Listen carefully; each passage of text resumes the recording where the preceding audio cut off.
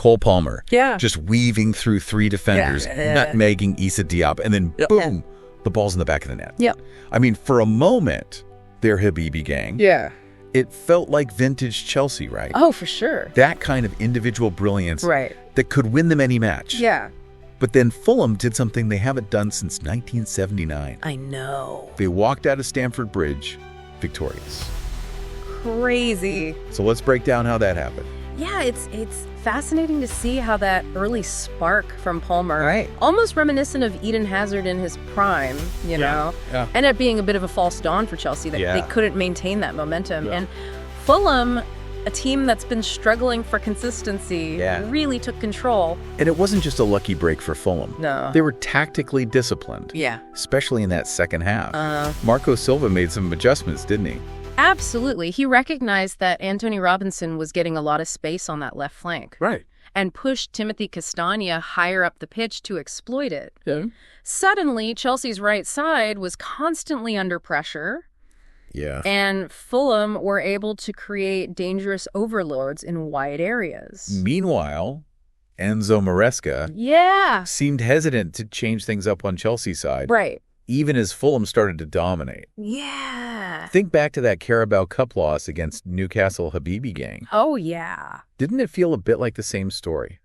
There are definitely parallels. Yeah. And the decision to have 2 goalkeepers on the bench, Right. while leaving out someone like Noni Madueke for technical reasons, Okay. well, it raises questions about Maresca's in-game management and the messages those choices send to the players. Is it too early to start questioning his decisions?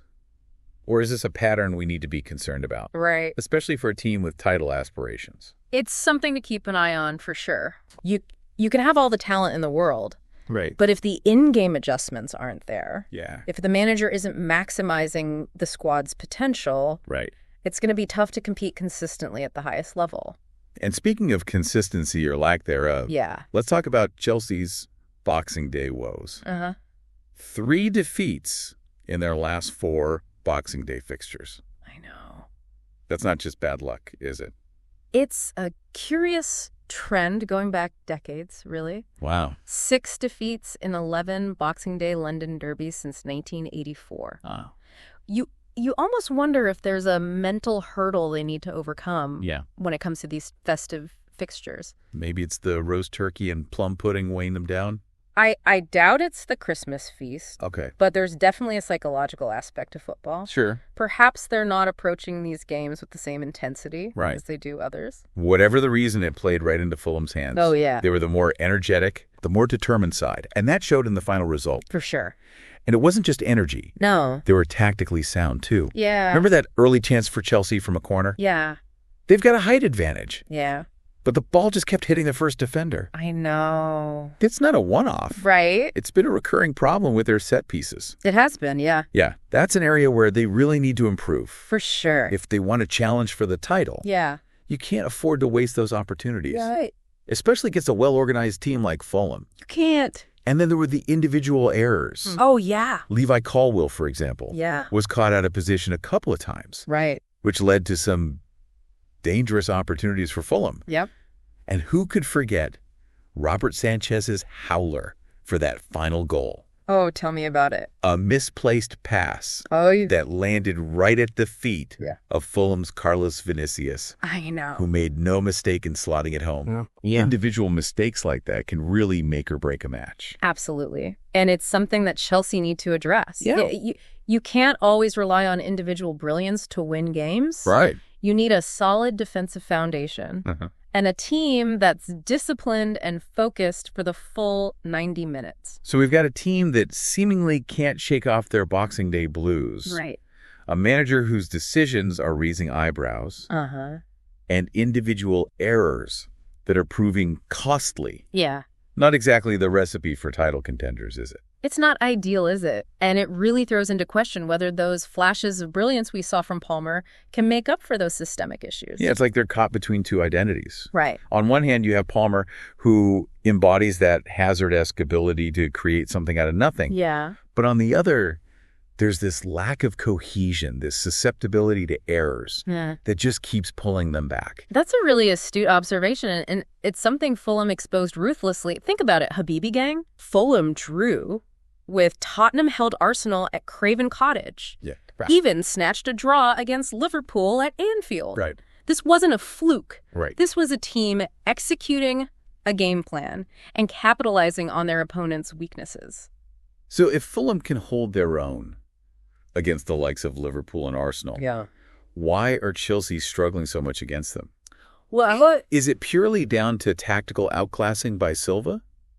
Or are there deeper issues within Chelsea that go beyond just Maresca's in-game management? Well, remember that draw against Liverpool? Yeah. Fulham were down to 10 men for a huge chunk of that match. Right. They defended resolutely, they were disciplined, and they punished Liverpool's mistakes. Yeah. And that's the key here. Okay. Chelsea aren't just making tactical errors, they're making individual errors, those lapses in concentration. Right. That can be fatal against a team like Fulham. Like that moment when Sanchez gifted Vinicius the ball for the winning goal. Oh, yeah. It wasn't just a bad pass. It was a moment of mental disconnect. Yeah. And it's something we've seen from Chelsea before. Exactly. And let's talk about those set pieces again. It's not just about the delivery. It's about movement anticipation being first to the ball. Yeah.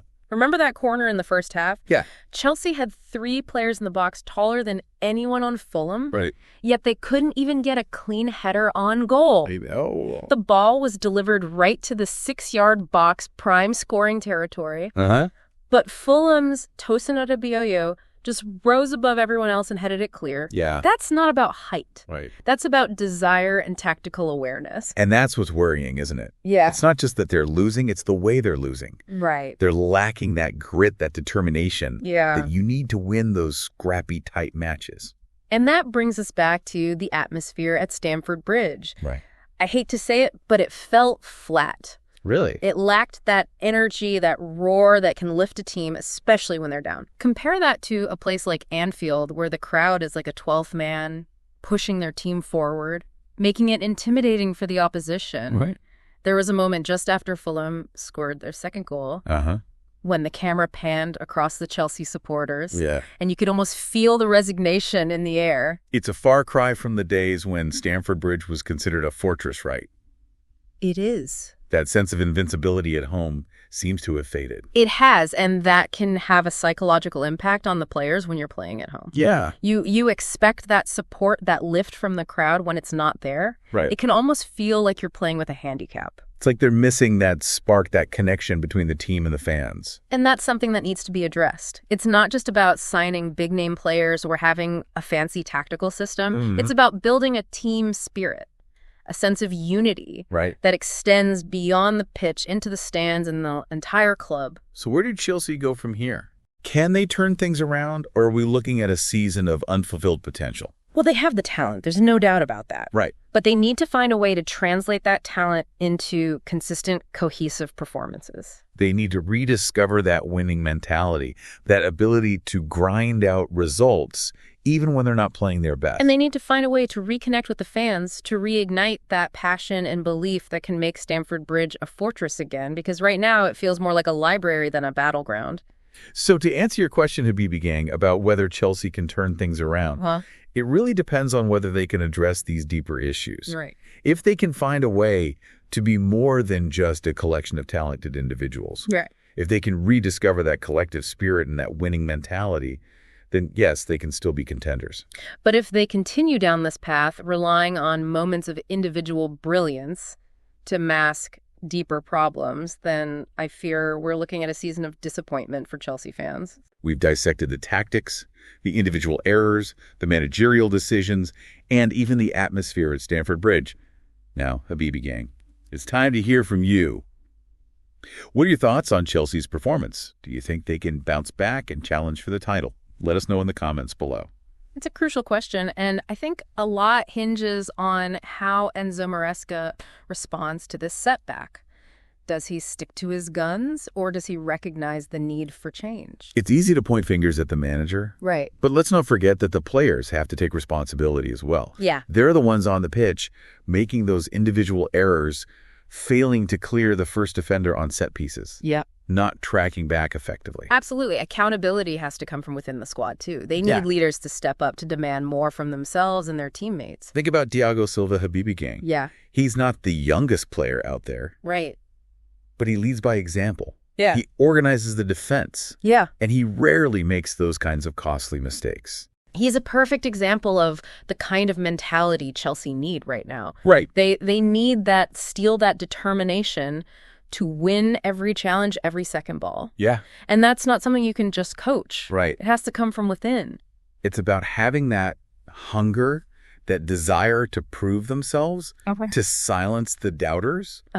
And right now, it feels like some of that hunger is missing. It's like they've become a bit complacent, maybe even a little too reliant on that individual brilliance. Right. But as we saw today, individual brilliance can only take you so far. Yeah. You need a solid team foundation to build on. And right now, Chelsea's foundation looks a bit shaky. So for Chelsea to turn things around, they need a shift in mentality, a renewed focus on the basics, and a rediscovery of that team spirit that's been lacking. And they need to find a way to reconnect with the fans. Yeah. Because right now, Stamford Bridge feels less like a fortress and more like a neutral ground. And that's not a good sign for a team that wants to challenge for the title. It's a tough road ahead for Chelsea, but it's not insurmountable.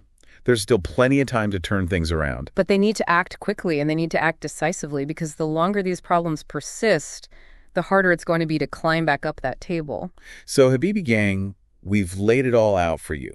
The tactical breakdowns, the individual errors, the managerial decisions, the atmosphere at Stamford Bridge. It's been a deep dive into a match that on paper Chelsea should have won, but that ultimately exposed some of their deepest flaws. Now it's up to them to respond. Can they rise to the challenge or will they continue to stumble? Let us know what you think in the comments below, and don't forget to subscribe for more in-depth analysis like this. Until next time, Habibi gang, keep the faith and keep the conversation going.